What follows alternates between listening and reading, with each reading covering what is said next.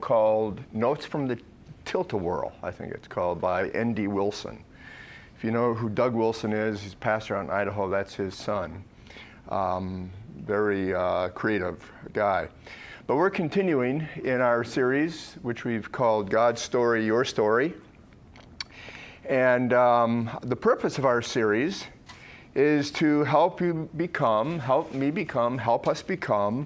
the character that God designed us to be as we live our stories in the context of God's story.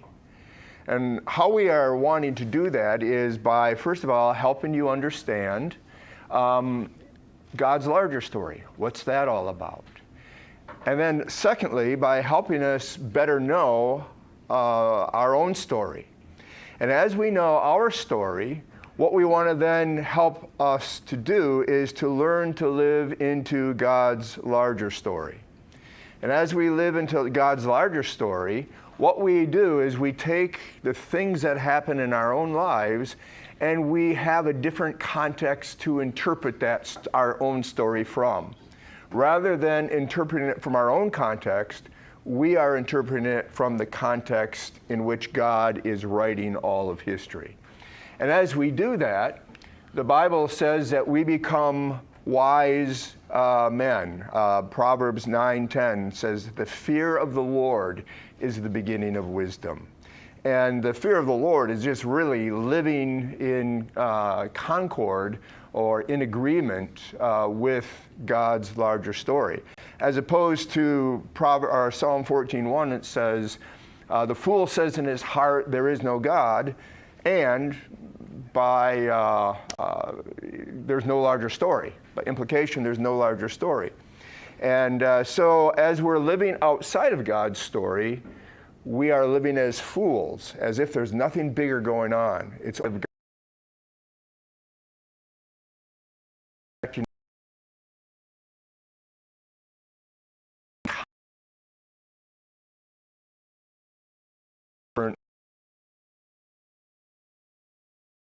Lord, and that is what it means to live a wise life. Now, the outline of the series, God's story. We looked at the first three. History is God's story, how God tells a story, and then we looked at the story God is telling. Then we jumped over to your story, how your story was shaped and formed. Not all stories are created equal, and living into God's story. Last time we looked at number 4, how your story was shaped and formed. And today we want to look at not all stories are created equal. And again, if you have not heard the others, previous 4, I'd encourage you to go to the Man-to-Man or the YouTube channel, and you can review there or hear it there. So far, let me just give us a review to kind of get where we are today. What we've seen so far is, number 1, God is directing all of human history, past, present, and future, in the telling of a transcendent, big, overarching, universal story in which He is making all things new.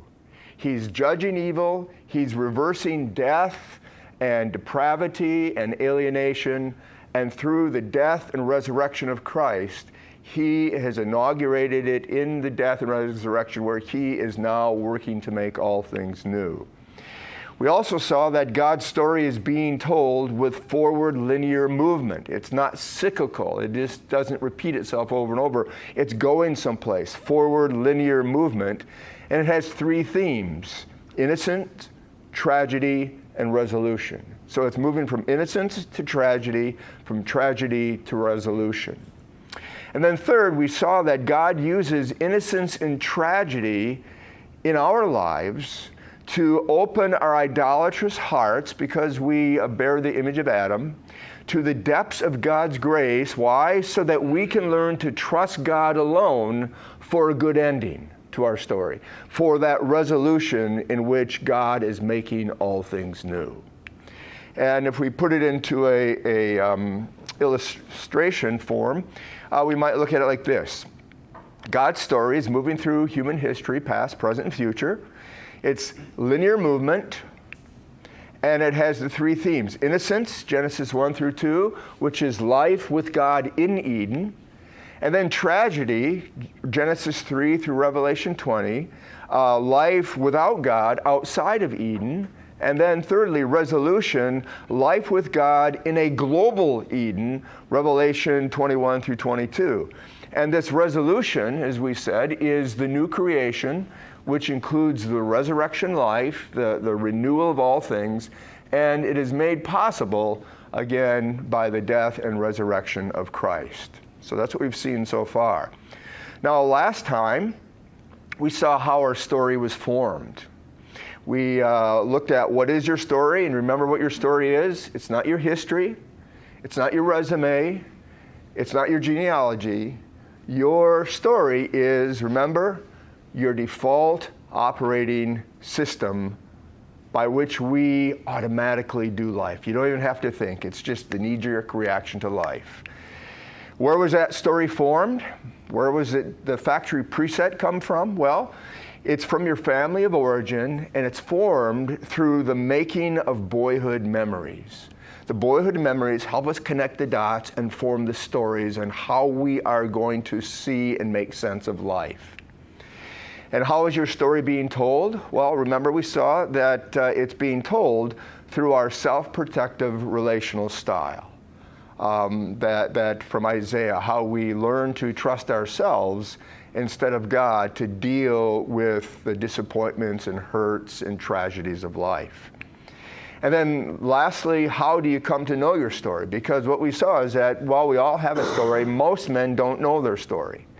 And how do you come to know your story? Well, we develop habits of stillness and awareness.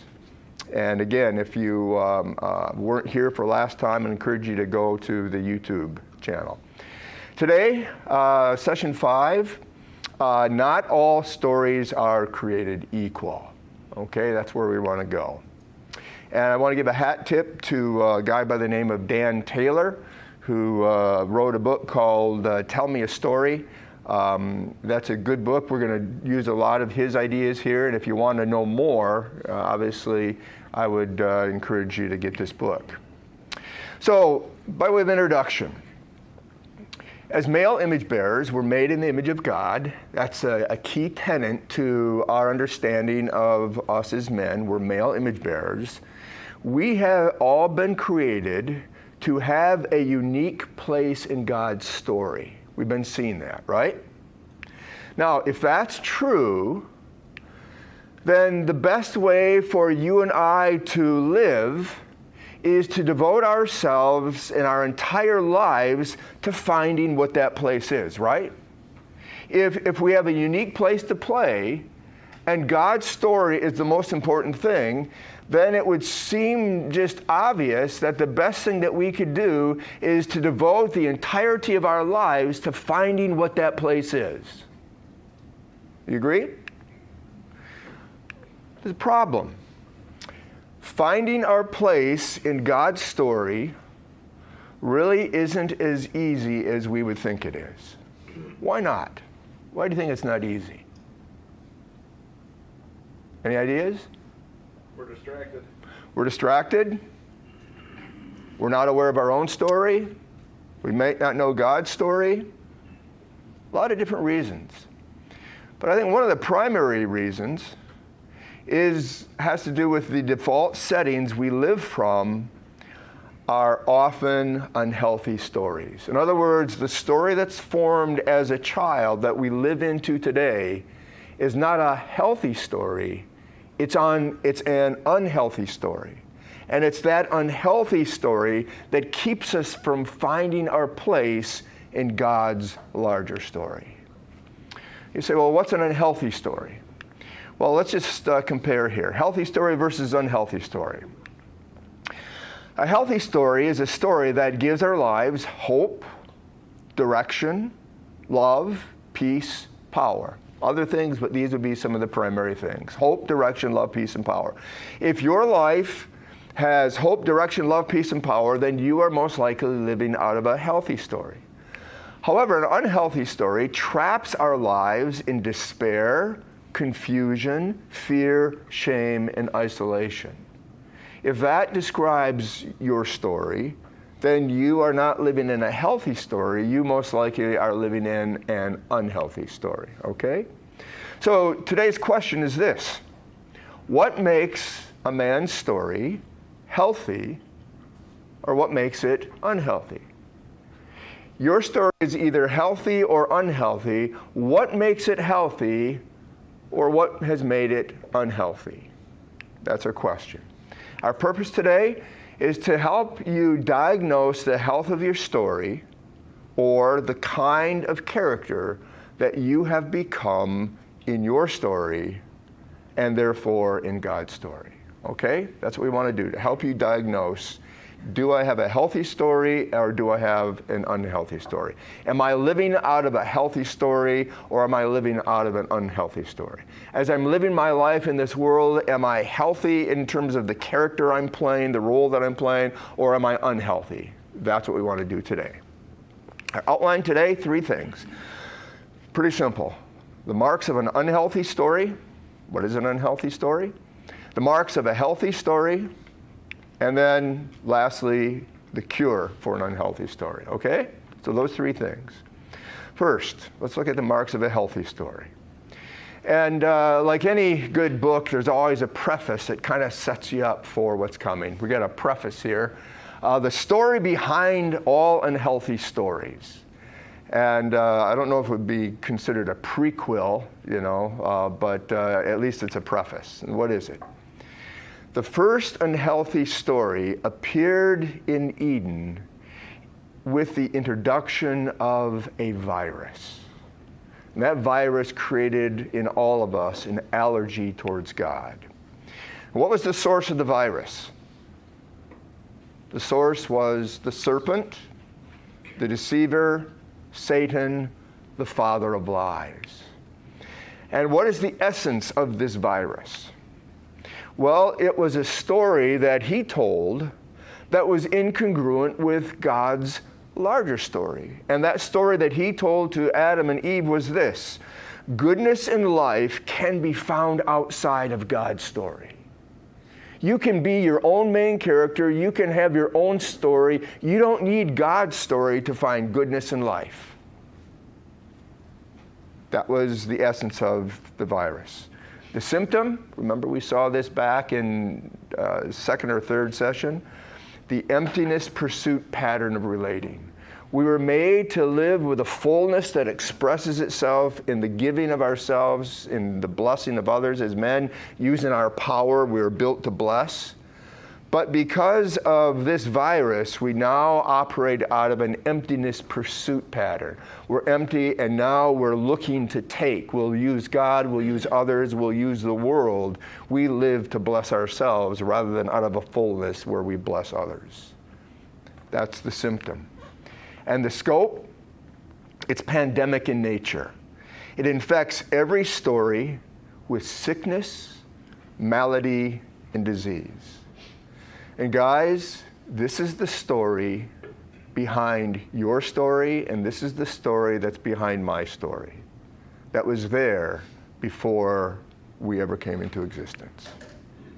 Now today, what I want us to see is the presence of this virus, the satanic virus, manifests itself in 4 false beliefs, 4 ways of seeing life, of telling a story that are incongruent with creational reality, that are incongruent with God's story. Okay?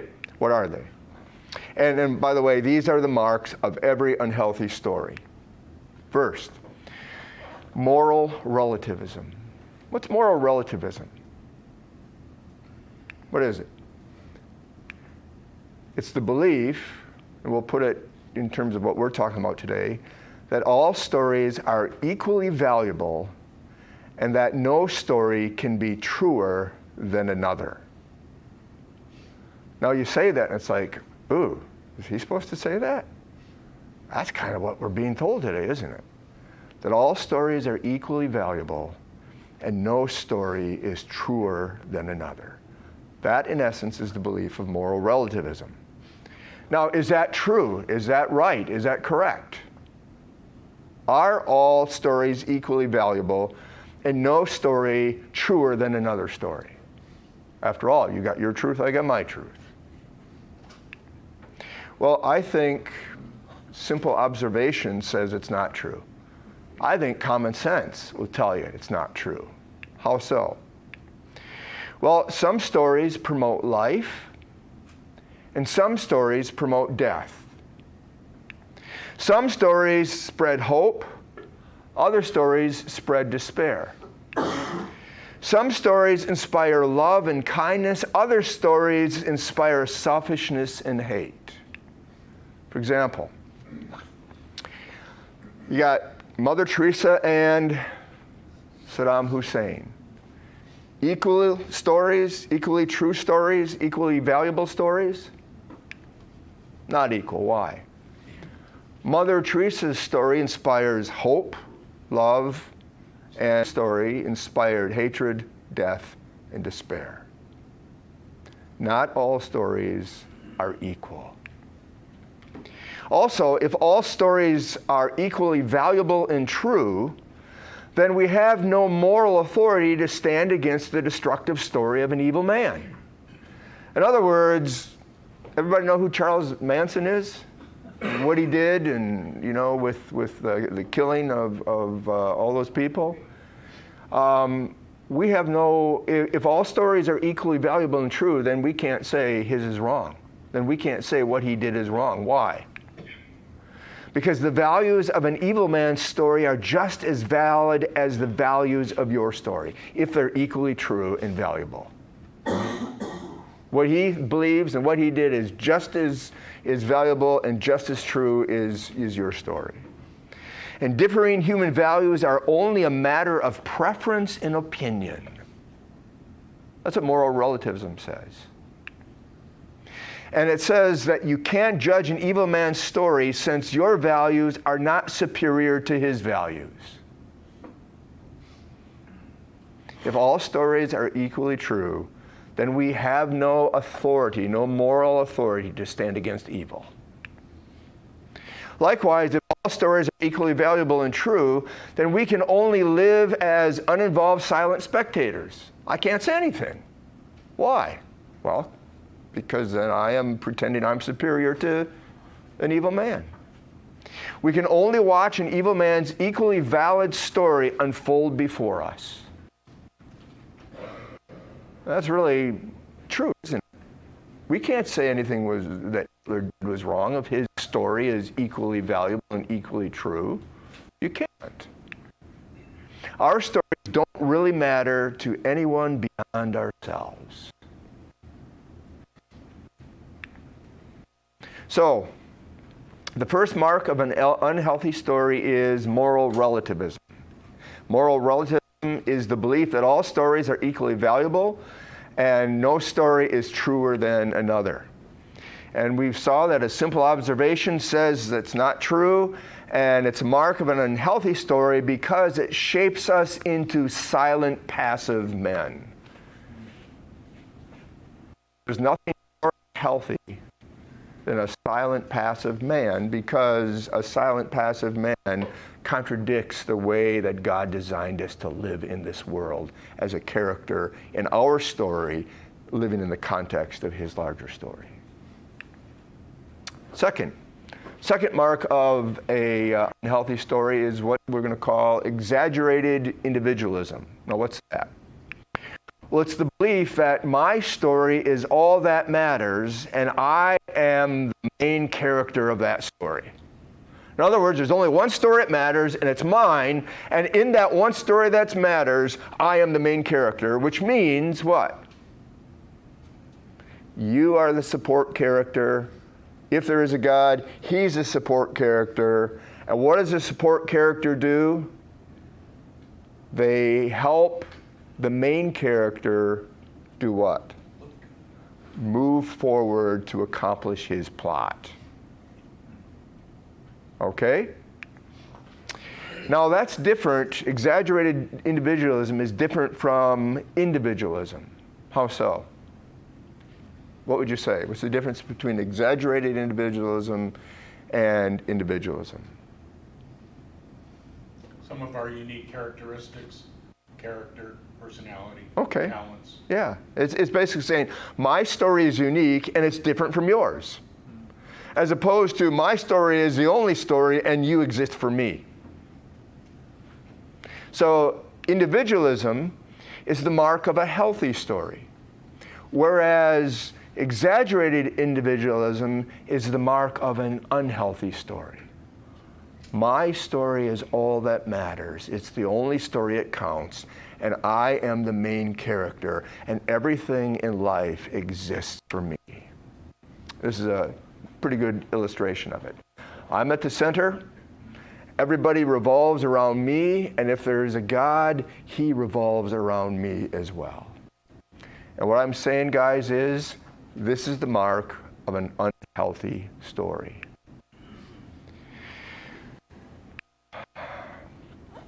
And why exaggerated individualism makes an unhealthy story is because it believes, let's put it now back into our context with God's story, it believes that all stories, including God's stories, are irrelevant. They don't matter compared to mine. And it leads to us, as I said, using God and others for the purposes of my own smaller story, which promotes what? The emptiness pursuit pattern. And it produces isolation from meaningful, life-giving community, because when you're just living for yourself, do people want to be around you? Do people like being used after a while? No. So it leads to isolation, and when you're just living to use people, you cannot have any kind of meaningful relationships. And it says, I have no responsibility to God or others, and it also says God and others have nothing significant to say to me. I am on my own, and everything exists for me. So the second belief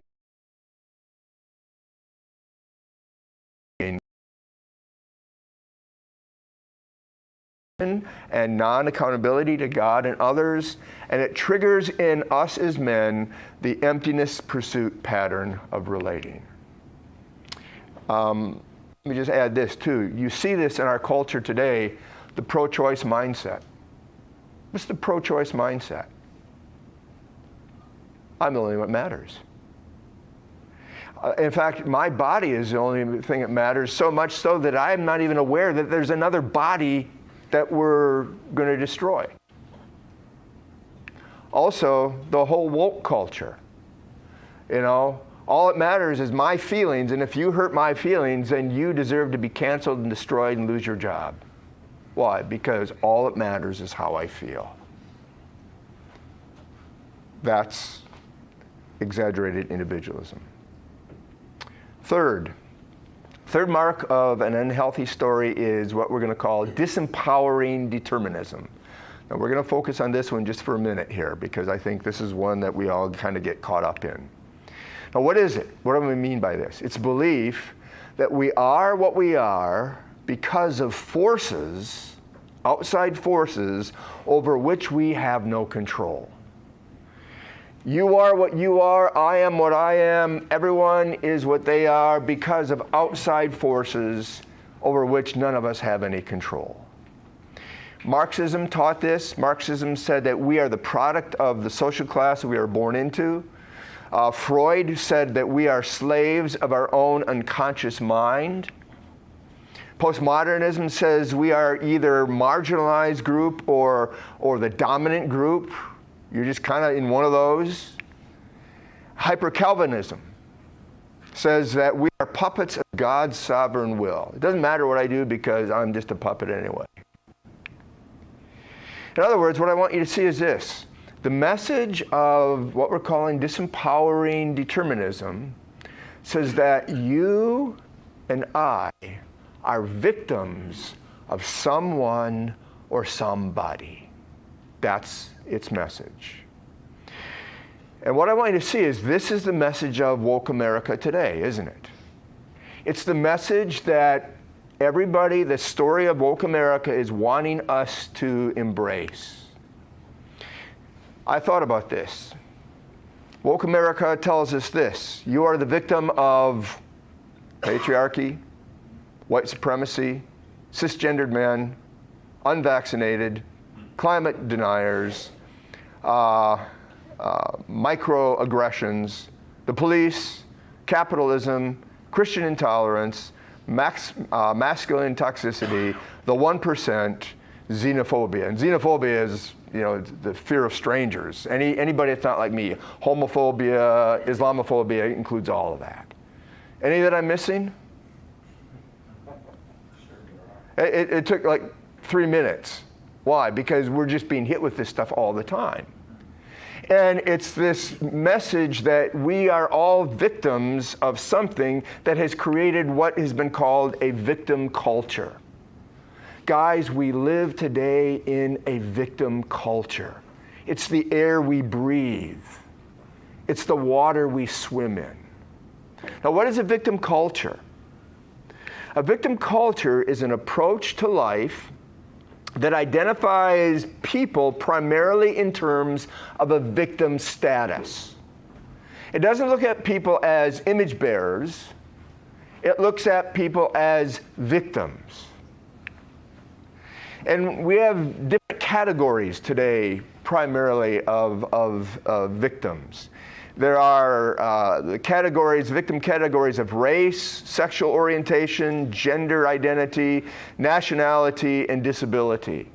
Those are the primary victim categories in woke America today. And what you find is that you might fit into a number of these categories. It's called intersectionality. In other words, you might fit into race, sexual orientation, and gender identity. You might be a Hispanic, gay, cross-dresser, whatever it might be. In a wheelchair. Yeah, in a wheelchair. And the more that you can, boxes or categories that you fit into, you have a hierarchy in social status. In other words, you got more social capital, the more categories you fit into. That's how we look at people today. That's how we're being taught to think about people today. And how it works is this.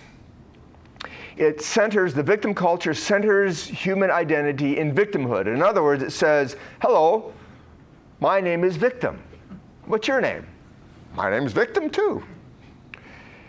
It excuses personal responsibility. It says that if you understood the inequities of my story, you wouldn't expect anything of me. Rather, instead of expecting something of me, you would celebrate me. It encourages blame and shame of others.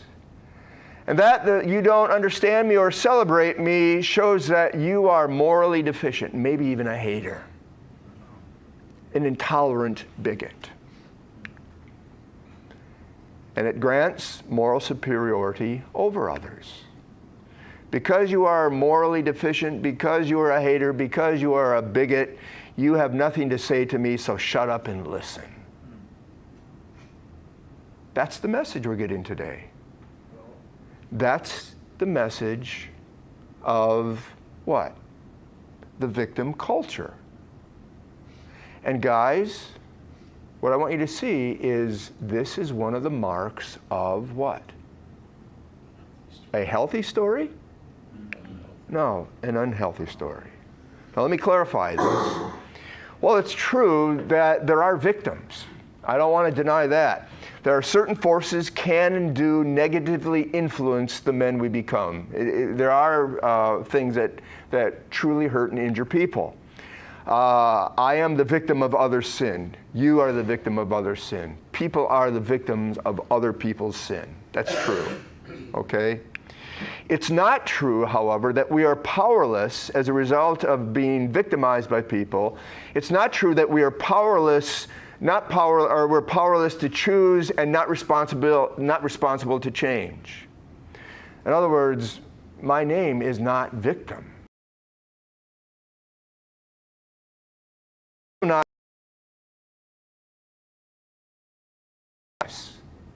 Why?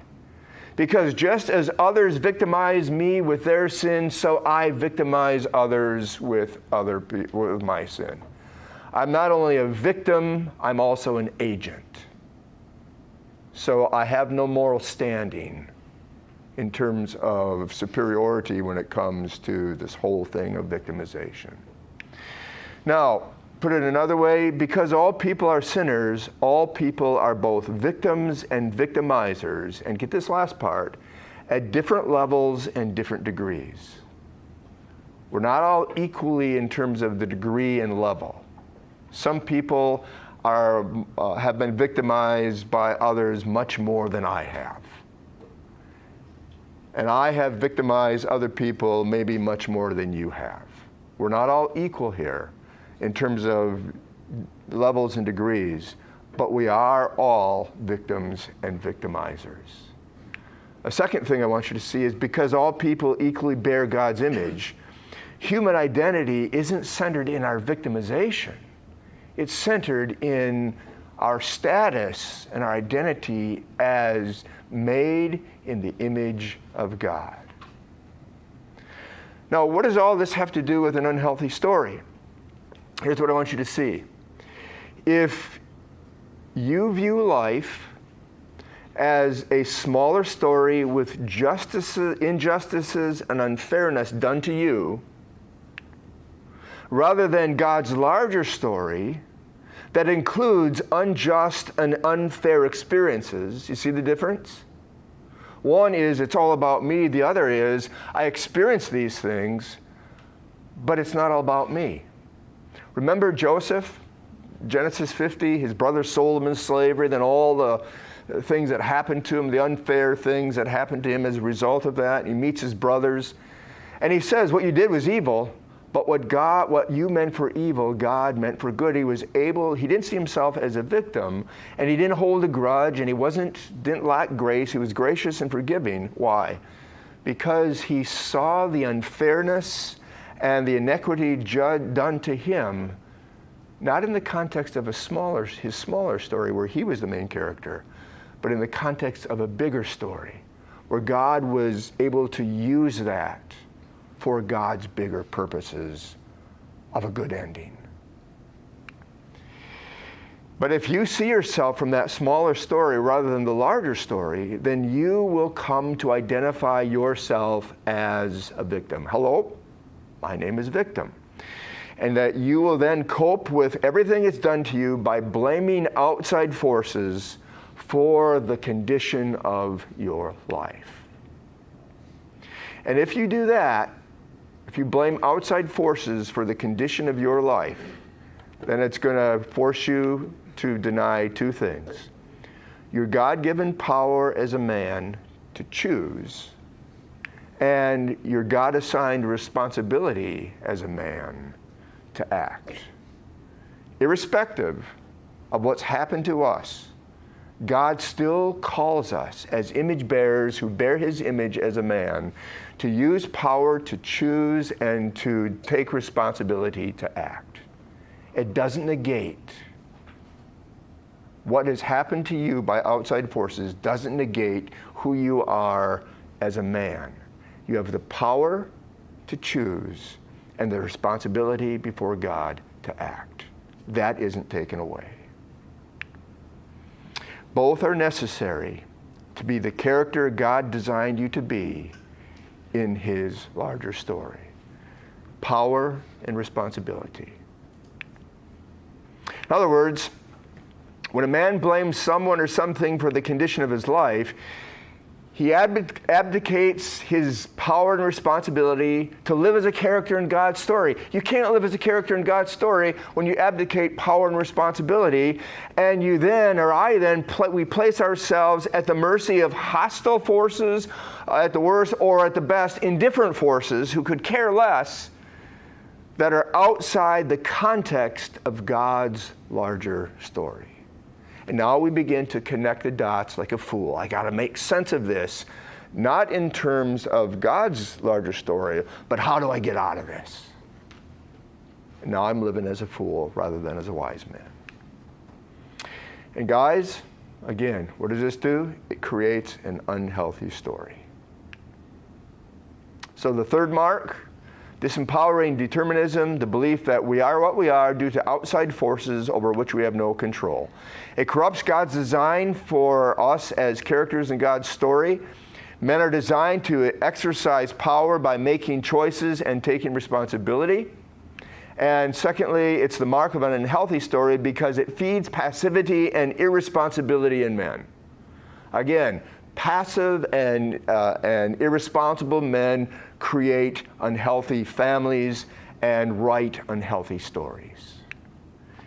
And men become powerless victims in a smaller story whose plot is to protect and preserve the self.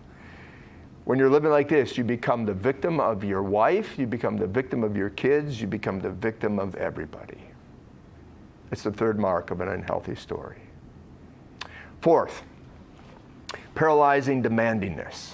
I had this probably 4 different ways I worded this, but this is the one I landed on. Paralyzing demandingness. What's that? What's the refusal to move? It's the refusal to move in uncertain situations when the outcome is not guaranteed. In other words, I'm only going to move if I know what's going to happen. I'm only going to move if the outcome is guaranteed. Why?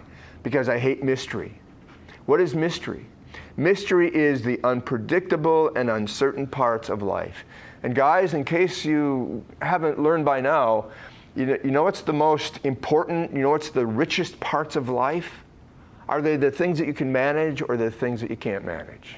The things where you can control or where there's mystery? Well, I can manage my teeth and I can manage my car in terms of getting it fixed. I can't manage my relationship with God. I can't manage how things turn out in life. I can't manage and control my relationships with my wife, my kids, etc. The most important things in life that make life rich and meaningful, you can't control. And when we think we can control not just how my teeth are and how my car runs, but I think I can then transfer that over to my relationship with God and people and life. That is the making of an unhealthy story. And it produces an angry demand where life be manageable, God be predictable, and certainty be achievable. I want all those things.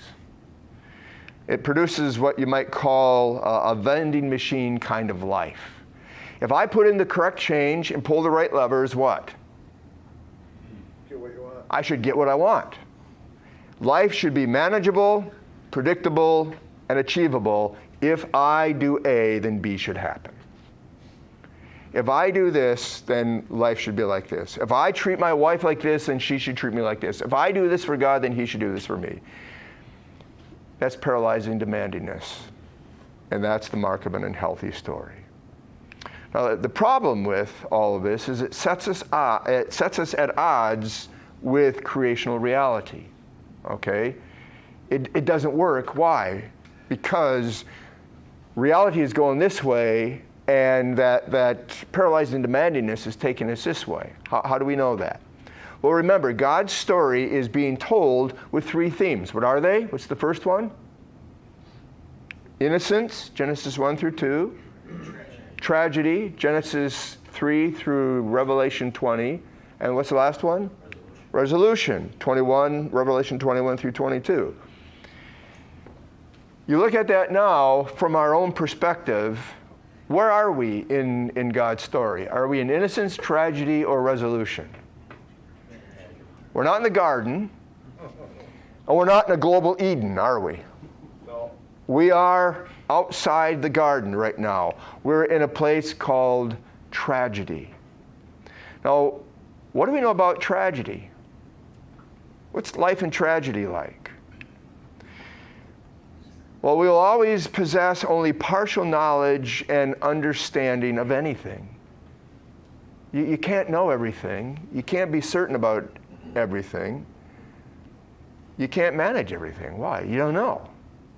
Paul says, now we know in part, but then in resolution we know face to face. Something else about tragedy, life in tragedy, is that we will never be able to construct a predictable world that guarantees the life we want. As much as we want to do that, as much as we try, it's only going to make us angry. Why? Because we're going to always be bumping into reality. It never works. And what this means is this. For us to live as characters in God's story, it's going to require a certain degree of risk, a certain degree of faith, which is just the exact opposite of demandingness. Demandingness demands what? Predictability and certainty. And what we're saying, in a time of tragedy, where we're at right now, we're not going to get predictability or controllability. We're not going to be able to manage. We can only live with risk and faith. Now, there's a problem when it comes to risk and faith. What is it? Pretty easy. Yeah. I don't like it, and you don't like it, do we? Yeah. None of us like it. We hate mystery, and we love manageability. I want to manage life, not just my car and teeth, but everything that's rich and important to me. I want to be able to control it. I want to be able to predict it. I don't like uncertainty. I don't like unpredictability. And so choosing and acting by faith and risk is always going to be less attractive, and choosing and acting by what? Guarantees and certainty is always going to be more attractive. What are we saying? We're always going to lean towards control, and we're always going to shun faith and risk.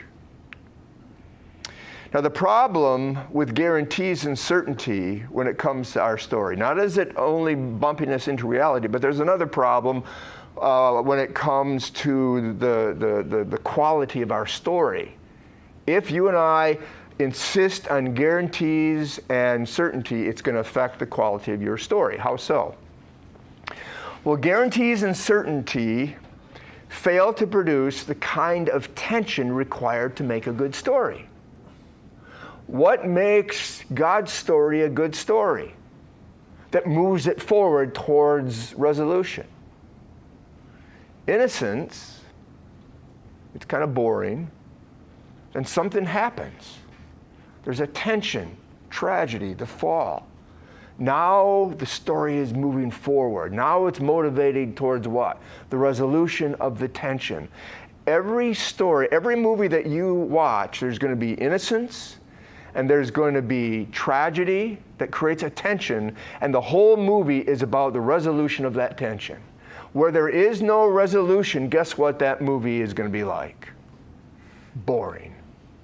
You'll watch it for 5 minutes and you'll turn it off. Why? Because we need tension to have a good story. And when we don't have tension, it makes your story uninteresting and dull. It will rob your story of meaning and significance, and it will leave you too afraid to move, to choose, or to act. Because if I move, choose, and act, what might happen? Something bad might happen. So I just won't do anything, and that way I won't accidentally trigger something bad happening. And again, guys, this is the mark of what? An unhealthy story. So the fourth mark, paralyzing demandingness, the refusal to move, choose, or act without certainty and guarantees. It violates God's design for us as men as active characters in God's story.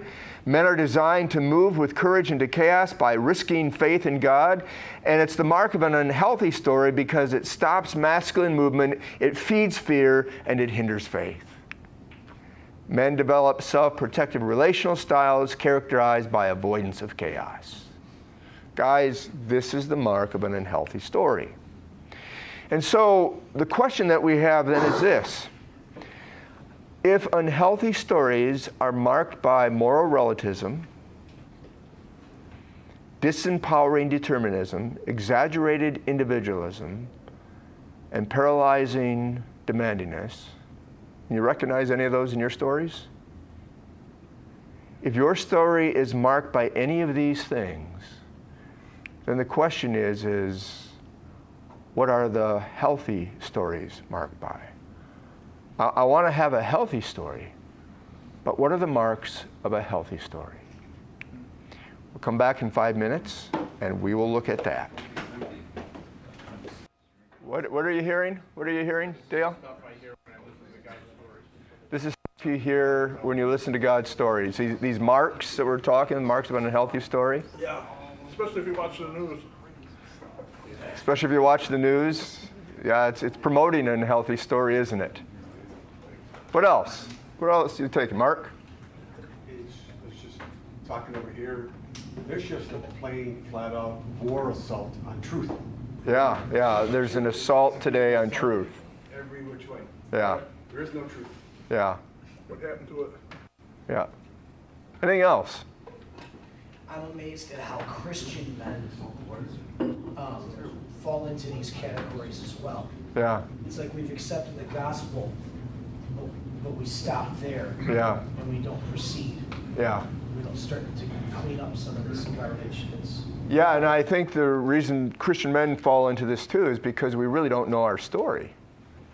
You know, we're just kind of living with our heads down, ignoring everything going around us, and we're not aware that there is a bigger story and that our life is a story. And because of that, we're not aware, is our story a healthy story or not healthy story? And we're just, we just try to make it through life. And, well, let's get started here, guys. We ended with the question, if an unhealthy story is marked by these 4 things, then what are the marks of a healthy story? Okay, that's where we want to go now. The marks of a healthy story. I think I have 5. There's more. I cut some out, but let's just look at the ones I have here. A healthy story is, to get to what Mark was saying, truthful. A healthy story is marked by truthfulness.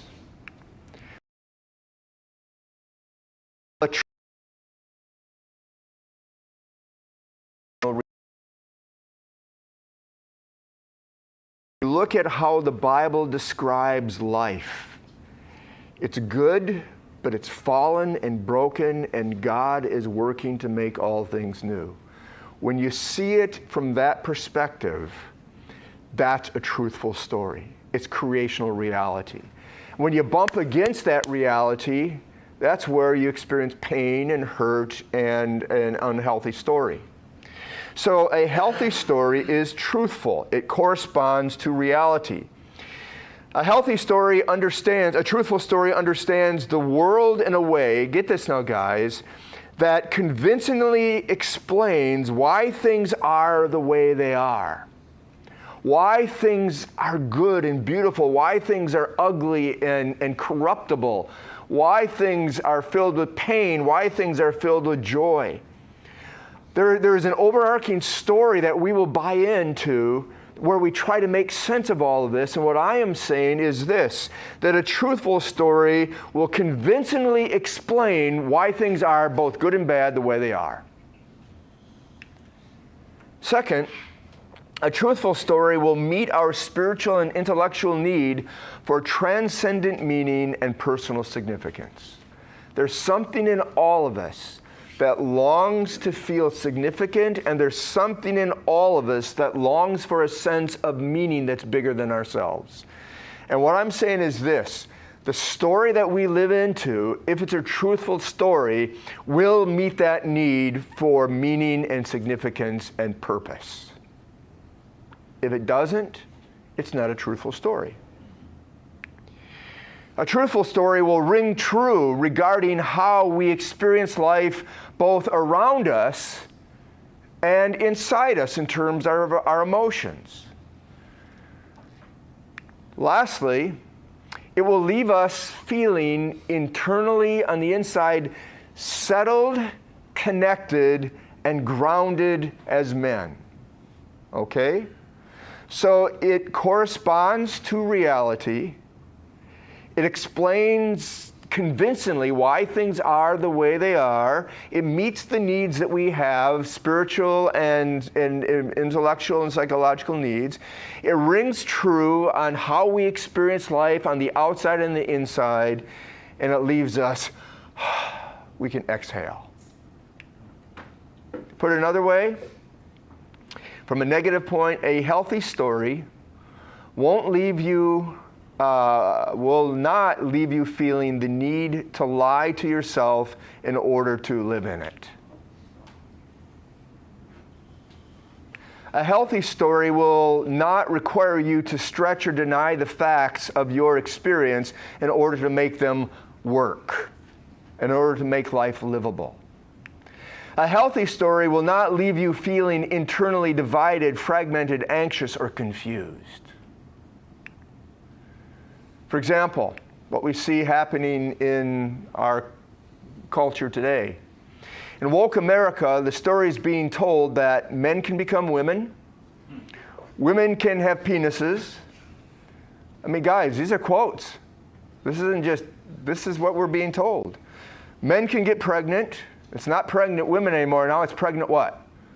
People. We can't say men or women, it's people now. Same-sex marriage is normal.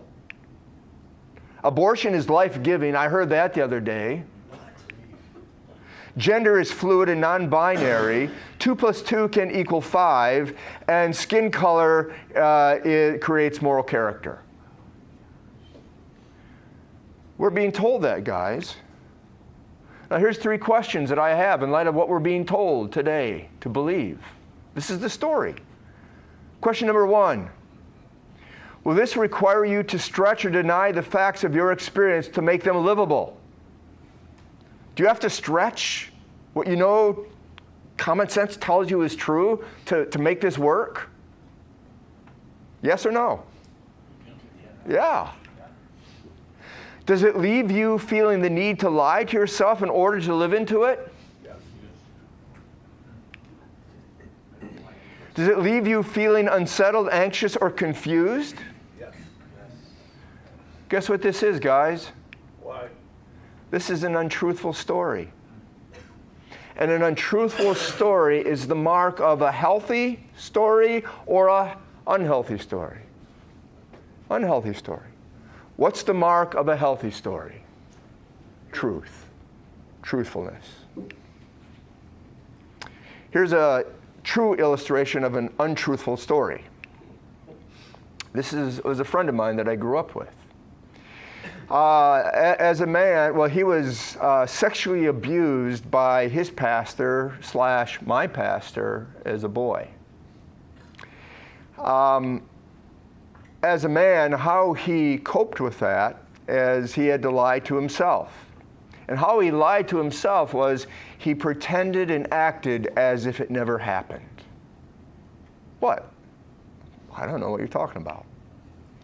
And he suppressed the facts. When he did acknowledge it, he would tell himself it was his fault since a pastor can't do bad things. A pastor can only do good things. And if this was something bad, then the pastor didn't cause it. What? He caused it.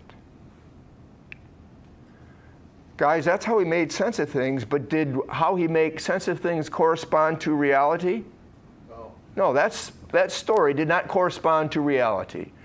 It happened and it wasn't his fault. He was abused. That left him internally unsettled as a man.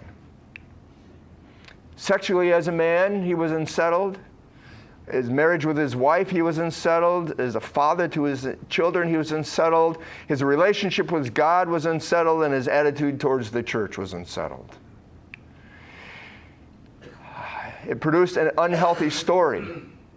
When it came to his own sexuality as a man, he struggled with shame and porn. He was addicted to it.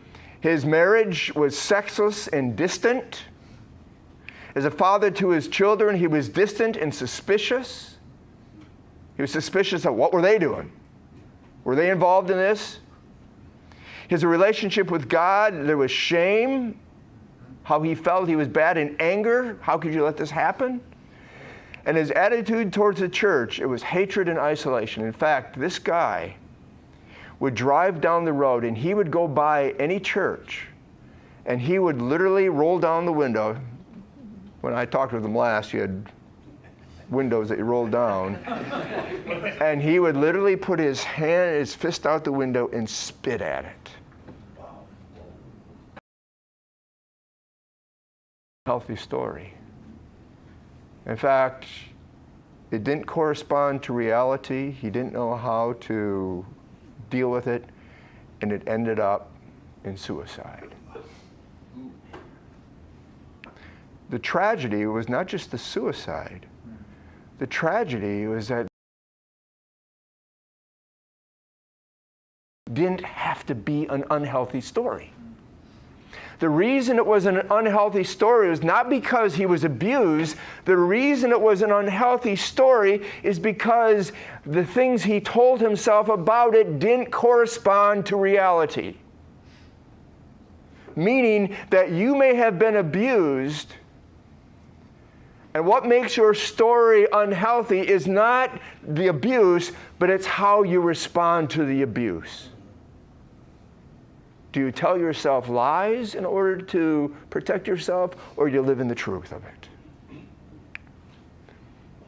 Second, a healthy story is not only truthful, but it's also energizing. A healthy story is energizing. Why? Because living a truthful life, think of it with this, guys, living a truthful life will always move you as a man. When you're living a lie, you're just kind of hunkering down. When you're living the truth, now it's like, oh, I got to do something, right? It'll move you to be discontent, to passively sit around and let things happen to you or others. I can't just sit around anymore when I'm facing the truth and living in the truth. I can when I'm living a lie. It'll not only move you to be discontent, it will then move you to have to make choices, to live as a man God designed you to be in this situation, in this circumstance. It will then cause you, because I don't know what's going to happen when I move, and I can't produce certainty, or I can't manage this. I'm now going to have to risk trusting God by letting go of the demand for control and certainty. And guys, there's nothing more that gives you energy when you're just flying by the seat of your pants, not knowing if God's going to come through or not. A healthy story is energizing. It's not boring. And it produces 3 energizing results.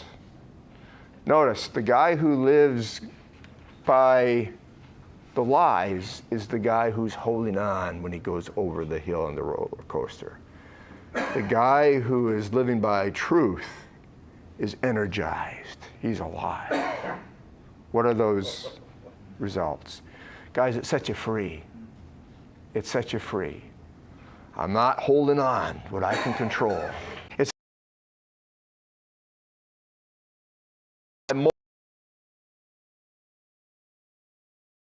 sets us free from self-absorption. Only your story matters. It sets us free from self-destruction, which is driven by disempowering determinism. Your story is at the mercy of others. And it sets us free from self-protection, which is driven by paralyzing demandingness, that no place for risk in my story. Have you seen these things on the right-hand side someplace before? They were the marks of what? An unhealthy story.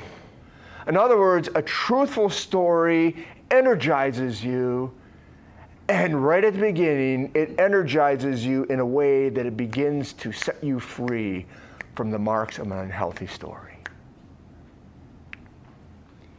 Second result, it will let you see yourself accurately. It will let you see yourself accurately. How? I'm not a victim. I'm a supporting character that images God. In other words, this corresponds to reality because I have a unique identity. It lets me see myself accurately. I am an active participant in God's story. This corresponds to reality in the sense that I have transcendent meaning. It lets me see that I'm called to make a real difference in this world. I'm not just a cartoon, a puppet, a cog in a bunch of gears. I have purposeful movement. It makes a difference that I'm here. And it makes a difference if I act, and it makes a difference if I don't act. My life counts. It lets you see yourself accurately by allowing you to see that you have the ability to make meaningful choices. You're a steward, you have a stewardship of power given to you by God as a man. And it lets you see yourself accurately that you are broken, yet you're being restored. And if I'm going to be restored, even though I'm broken, what do I need to do? Christian reality says life happens, and newness of life happens. The story moves forward as we are dependent on God, who is right. It motivates us to get out of bed in the morning. Why should I get out of bed in the morning? Well, when you look at the chaos all around you, why should you get out of bed? Well, because I know there's something bigger and unseen happening around me that I can't explain, but I know it's there. I get out of bed in the morning in spite of the opposition against me. Why? Because everything is moving towards a good ending. This isn't going to destroy me. Everything is moving towards a good ending, including my story. It moves me to get out of bed in spite of the fear inside me. Why? Because I have a real role. You have a real role to play in the greatest story ever told. And guys, it'll motivate you to get out of the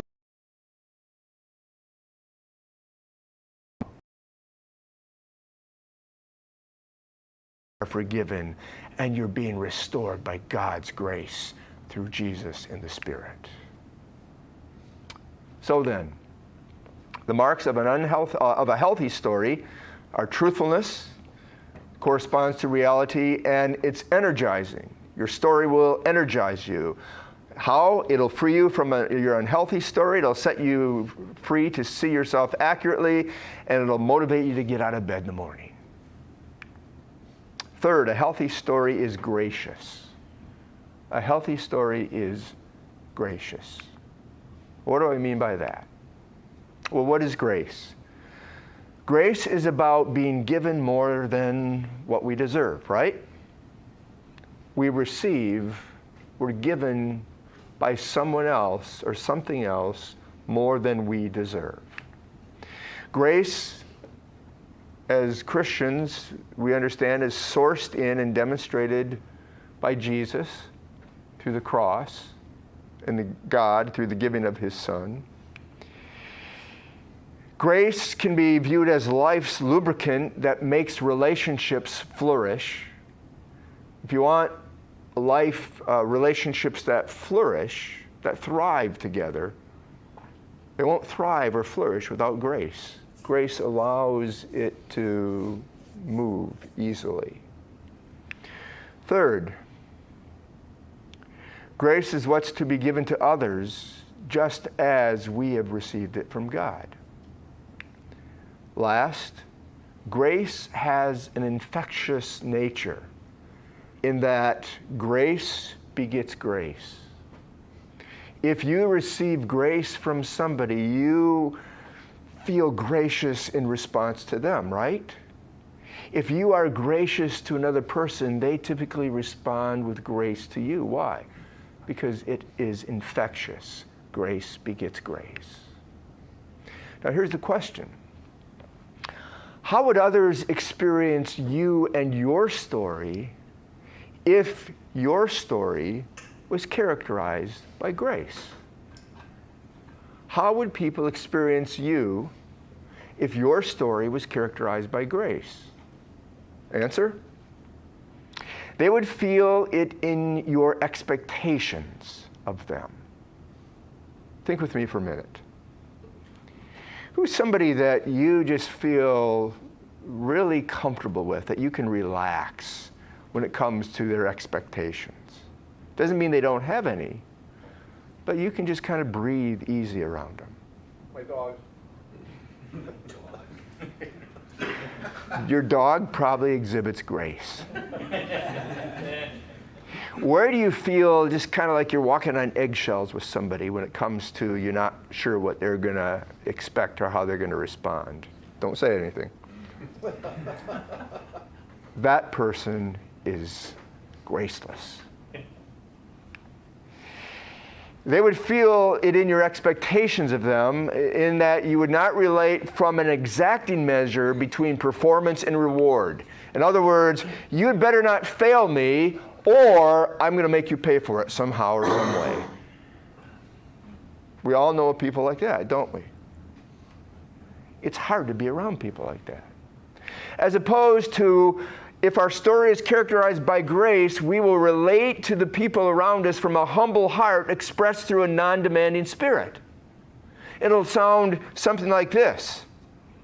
If you fail me, it'll hurt, and I'll be disappointed, but you exist for God's story, not mine.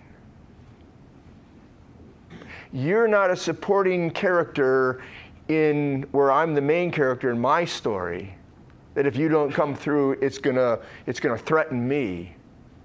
It's gonna hurt, but we're all part of something bigger. And so I can give grace. Some biblical examples of gracious stories. Just listen to these stories here, guys, and see what's common to them all. Joseph embracing his brothers who sold him into slavery. David refusing to kill King Saul, the very man who was trying to kill him. David's contrition over adultery, which led him to a life of humility. Stephen asking pardon for those who were stoning him. And then Jesus on the cross asking forgiveness for his killers. These are all gracious stories. But what enables them to make them gracious? You know what enables them to all make them gracious stories? They're stories where they are not the main character. They're stories where they are living out of the story of God in the context of God's story. And God is the main character. And they are viewing life and their role as a character in God's story from that perspective. When you live like that, you can be gracious. When you live with yourself as the main character, it's a whole lot harder to be gracious. Fourth, a healthy story is hopeful. This means that a healthy story will have written into it the possibility of a good ending. The possibility of a good ending.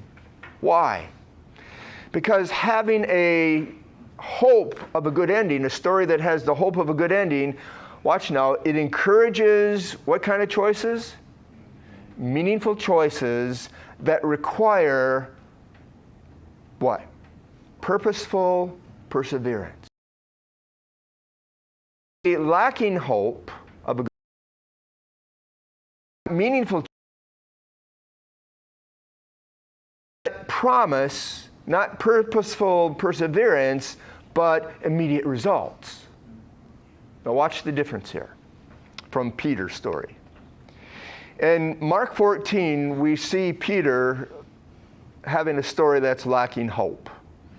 Remember the story where he denies that he knew Jesus after he had bragged that he would go to death for Jesus? He denies him 3 times to the little girl. Why? What happened? Well, Peter's hope was that Jesus was here to set up his kingdom now. He didn't have this idea that, that Jesus was going to die. In fact, when Jesus told him he was going to die, what did he say? I'm not going to let that happen, Jesus. What did Jesus say? Get behind me, Satan. So Peter thought Jesus was to set up his kingdom now. Jesus is dead. What happened to Peter's hope? The story of Peter's ending was Jesus is going to set up his kingdom. That hope is dashed. Peter has no hope. So what does he do? He makes pragmatic choices, denial, that promise immediate results. Safety. Why does he do that? He doesn't have a hope of a good ending. Now, a few weeks later, Acts chapter 2, we see Peter who has a story of hope. What happened between Peter's denial and Peter's preaching on the day of Pentecost?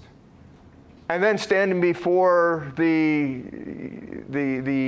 Pharisees, the court, having to give an account. What happened? The resurrection. I see now that the hope isn't, the end isn't now, it's to come. He began to understand the nature of what it meant for Jesus to be a Messiah. He began to understand the nature of the story of God, and now his hope was back where it should be. And as a result, he made meaningful choices, not pragmatic to deny, but a meaningful choice. He preaches. And his preaching was pretty bold, wasn't it? The one that you crucified, God has raised from the dead. And that this meaningful choices are going to require purposeful perseverance. He wasn't looking for immediate results, safety. He understood that there was going to be a need for purposeful perseverance, suffering to come, and continuing to serve and move forward in life as I suffer. Why was he able to do this? The difference from Peter as a denier and Peter as a preacher, his story had hope. How does your story or my story come to have hope? How do we come to have hope? Well, it isn't by wishing for it. I got hope yet? I got hope yet? No. How? How if not by wishing or trying harder or doing more? By remembering the past. By remembering the past. You say, well, what past? If I think about the past of my story when I grew up, that doesn't give me hope. That makes me more depressed. What past? Well, listen to what Hebrews chapters 11 and 12, and I just summarized it and put it into an interpretive paraphrase. Hebrews 11. This is what the author says. Faith for living life in this uncertain world comes from placing hope in God's promise of a good ending. And then he illustrates that in Hebrews chapter 11, verses 2 through 40. He says, hope in you will grow by recalling past Old Testament stories of men whose faith allowed them to experience God's promised hope of a good ending. He talks about Noah and Moses and Samson and David and Abraham. He says, think back about those men. They risked faith and found hope as a result. Remember them, how God worked. And then chapter 12, verses 1 and 2. He says, these past stories, this great cloud of witnesses, of what? Of a life of faith that gives hope. These great cloud of witnesses, these past stories assure us that our present story can be lived with the same hope in the same God who promises not just a good ending, he says, but what? Even a better ending. In other words, that hope can live in your story and in my story, not by wishing for it, but by intentionally remembering past stories of other men. Not just any man, but specific men. What kind of men, guys? Men who have built their lives upon faith in God to keep his promise of a good ending. He says, these are the kind of Old Testament stories that you need to remind yourself of, because they will infuse hope into your story. And let me suggest, not only read those Old Testament stories, like the author encourages us to, but build a collection of good stories of faithful men, besides those men in the Bible. George Mueller, Hudson Taylor, Eric Liddell, John Patton, Dietrich Bonhoeffer are all excellent biographies about men who risked hope or risked faith in God, made difficult decisions, made a difference in their world, and were able to do that because they were driven by a story that had a good ending. They had hope. Read those stories, because you know what they will do? They will inspire the same hope. Good stories that give hope, they give hope by reminding us that God's story is stronger than any evil or tragedy or failure we experience in our story. And guys, we got to be reminded of that, because evil and tragedy and failure feel really strong and real big and real overwhelming, don't they? And we can't try to pull ourselves over it. We can only be reminded that in the midst of this, there's something bigger and something stronger. And it's the hope of God making everything new in the resurrection. That motivates us to get up out of bed and engage the chaos, even when it seems impossible. So, 5 books I'd encourage. Lastly, a healthy story is connected. Now, what do I mean by that? Connected to 2 things. First, your story is connected or joined to a larger story with a purpose greater than your smaller story. You got to be about something bigger than you, than just making your life comfortable. Second, it means that your life is connected to or part of a bigger community with a history richer than your own individuality. Okay? Those 2 things. You're connected to a larger story and a bigger community. And when you're connected to a larger story and bigger community, our entire existence will feel grounded and rooted in an unshakable foundation. It's the larger story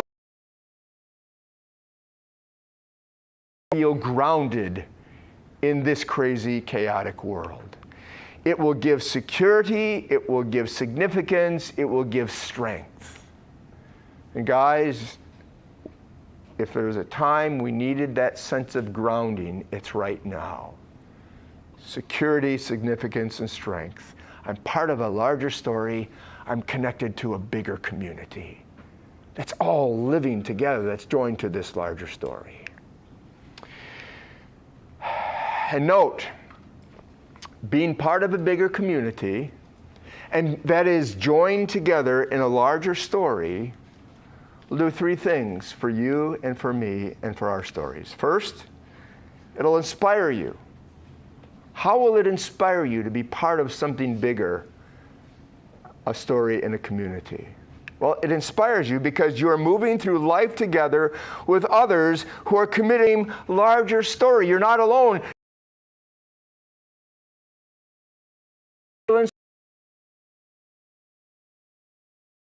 A healthy story needs to be inspiring.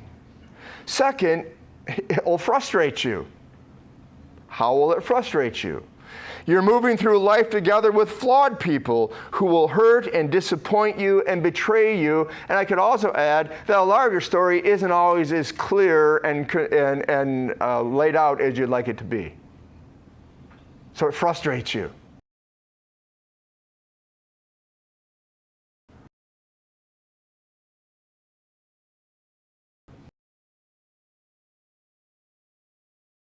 When you're part of a bigger story that's joined to the same, or a bigger community that's joined to the same larger story, because you are moving through life together with others that God will use their flaws